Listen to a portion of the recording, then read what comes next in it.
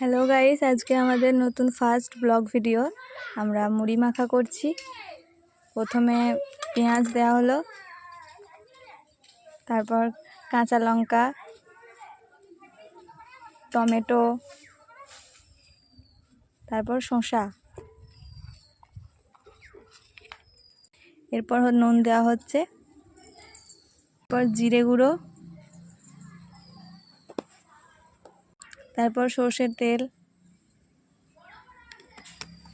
এরপর দেওয়া হচ্ছে আচারের তেল, টক আচারের তেল।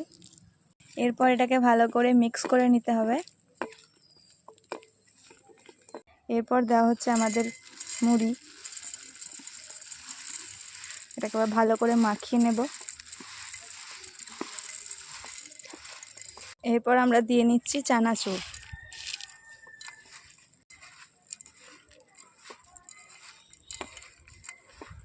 চানাচুর দেওয়ার পর এরপর ভালো করে মুড়িটা মাখিয়ে নেবে।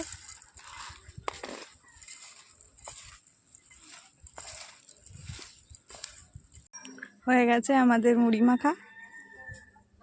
এরকম করে মাখিয়ে আপনারা একদিন দেখবেন, প্রচুর ভালো লাগে, খুব সুন্দর লাগে খেতে।